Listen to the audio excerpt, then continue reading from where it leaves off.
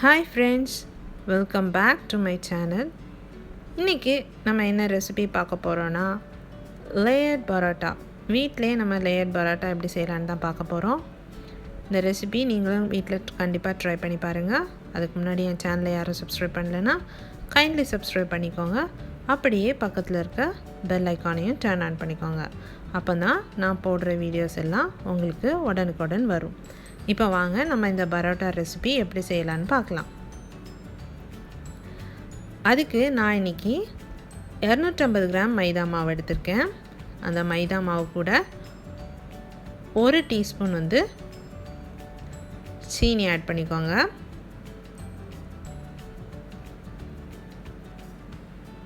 தேவையான அளவு உப்பு ஆட் பண்ணிக்கோங்க.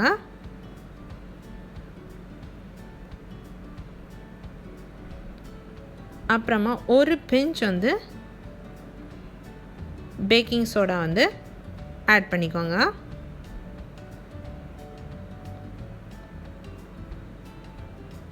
ஒரு முட்டையை இப்படி நல்லா பீட் பண்ணி வச்சுக்கோங்க. அந்த முட்டையும் அதில் ஆட் பண்ணிக்கோங்க.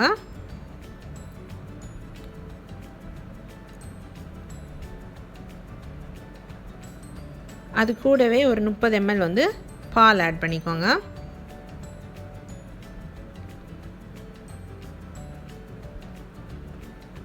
ஒரு டேபிள் ஸ்பூன் எண்ணெய் சேர்த்துக்கோங்க.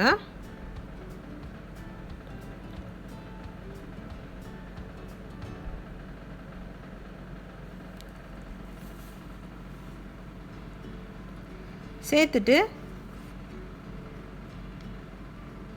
நல்லா மிக்ஸ் பண்ணிக்கோங்க.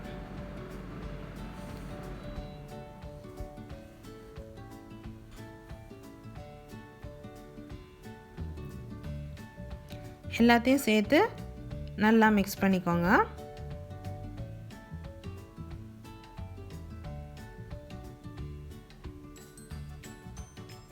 கொஞ்சம் கொஞ்சமாக பாலை ஆட் பண்ணி மிக்ஸ் பண்ணிக்கோங்க.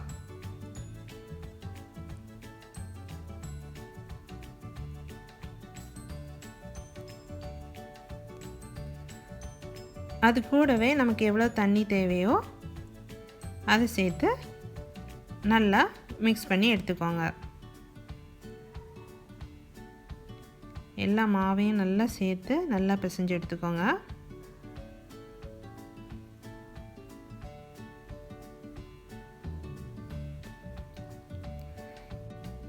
இப்போ நம்மளோட பரோட்டா மாவு ரெடி ஆயிடுச்சு. அது மேலே கொஞ்சமாக எண்ணெய் ஊற்றிக்கோங்க. லைட்டாக அப்படி மேலட்டால் கொஞ்சமாக எண்ணெய் ஊற்றிக்கோங்க. எண்ணெய் ஊற்றிட்டு ஒரு மூடி போட்டு 1 hour அப்படியே வச்சுருங்க. 1 hourக்கு அப்புறமா நம்ம மூடி எடுத்துடலாம். எடுத்து பார்க்குற டைம் நம்மளோட மாவு நல்லா சாஃப்டாக இருக்கும். இப்போ அதை எடுத்துட்டு குட்டி குட்டியாக போர்ஷன்ஸாக பிரிச்சுக்கோங்க.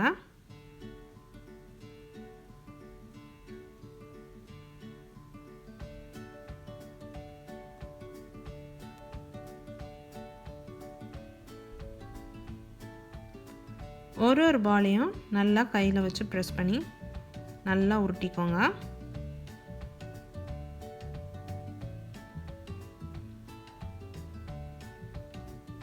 கொஞ்சமாக மைதா டஸ்ட் பண்ணிக்கோங்க.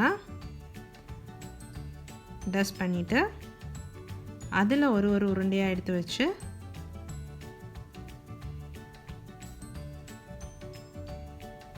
ரெண்டு சைடும் மாவு நல்லா அப்ளை பண்ணிக்கோங்க. அப்ளை பண்ணிவிட்டு அதை அகெயின் நல்லா திரட்டிக்கோங்க. அந்த பிளேட் சைஸ்க்கு கொஞ்சம் தின்னாவே நல்லா திரட்டிக்கோங்க.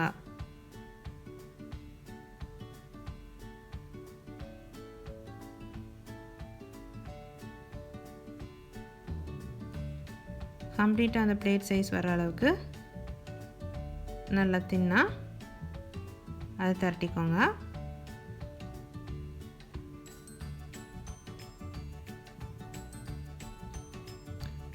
இப்போ பார்த்திங்கன்னா அந்த பிளேட் ஃபுல்லாக கவர் ஆகிற அளவுக்கு நம்ம திரட்டி வச்சுக்கிட்டோம். இதில் இப்போது கொஞ்சமாக ஆயில் ஊற்றிக்கோங்க.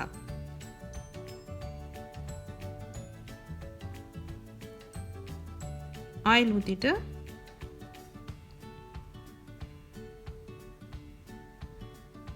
அதை ஈவனாக எல்லா இடத்துலையும் நல்லா ஸ்ப்ரெட் பண்ணி விட்டுருங்க ஆயிலை.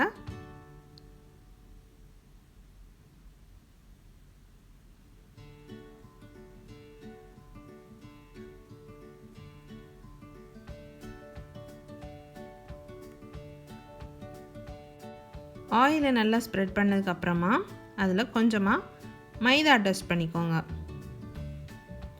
அங்கங்கே கொஞ்சமாக மைதா வந்து டஸ்ட் பண்ணிக்கோங்க.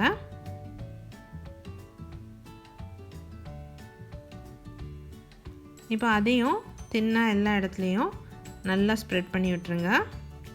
விட்டுட்டு இதே மாதிரி நல்லா ஃபோல்ட் பண்ணிக்கோங்க. நம்ம சாரீஸ் ப்ளீட்ஸ் எடுக்கிறது மாதிரி இப்படி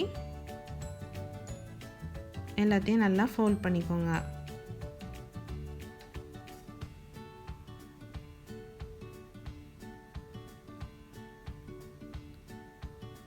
இப்படி பண்ணி நல்லா ரோல் பண்ணி வச்சுக்கோங்க.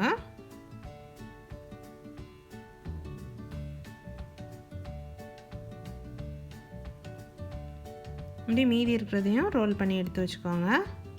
இப்போ இது மேலே ஒவ்வொரு இதுலேயும் கொஞ்சம் கொஞ்சமாக ஆயில் ஊற்றி வச்சுக்கோங்க. ஊற்றிட்டு மூடி போட்டு ஒரு 30 நிமிஷம் அகைன் தனியாக எடுத்து வச்சுக்கோங்க.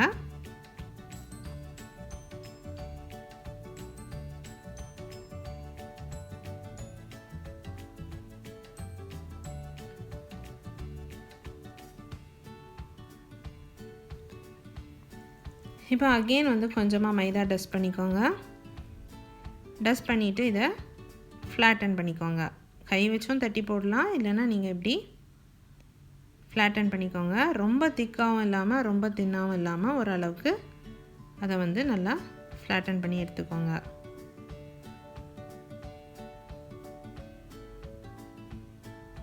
இந்த மாதிரி நல்லா ஃப்ளாட்டன் பண்ணி வச்சுக்கோங்க. இப்போ மீதி இருக்கிற எல்லாத்தையும் ஃப்ளாட்டன் பண்ணி எடுத்து வச்சுக்கோங்க.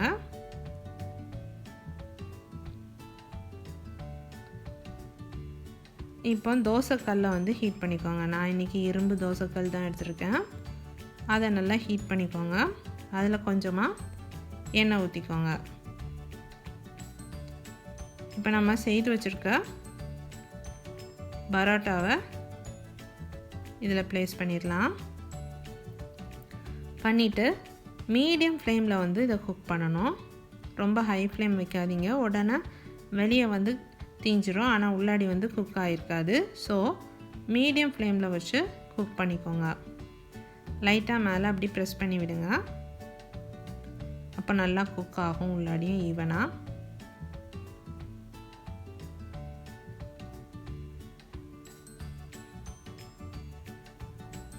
மாற்றி மாற்றி போட்டு குக் பண்ணிக்கோங்க. அகெயின் கொஞ்சமாக ஆயில் ஆட் பண்ணிக்கோங்க.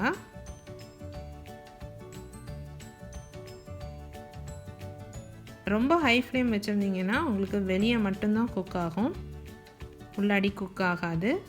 ஸோ ஒரு அளவுக்கு மீடியம் ஃப்ளேம்லேயே மாற்றி மாற்றி போட்டு நல்லா குக் பண்ணி எடுத்துக்கோங்க. அப்போ தான் உங்களுக்கு உள்ளாடியும் ஈவனாக குக் ஆகிருக்கும்.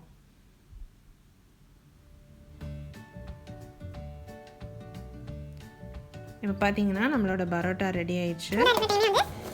இப்போ இதே மாதிரி நல்லா அடிச்சுக்கோங்க. அப்போ தான் அந்த லேயர்ஸ் வரும். ஒன்றுக்கு மேலே ஒன்று எல்லா பரோட்டாஸையும் சேர்த்து வச்சு நல்லா அப்படியே அடிச்சுக்கோங்க. இப்போ நம்மளோட லேயர் பரோட்டா ரெடி. கண்டிப்பாக நீங்களும் இதை உங்கள் வீட்டில் ட்ரை பண்ணி பாருங்கள். என் ரெசிபீஸ் பிடிச்சிருந்துச்சுன்னா என் சேனலை சப்ஸ்கிரைப் பண்ணுங்கள், லைக் பண்ணுங்கள், ஷேர் பண்ணுங்கள். தேங்க்யூ.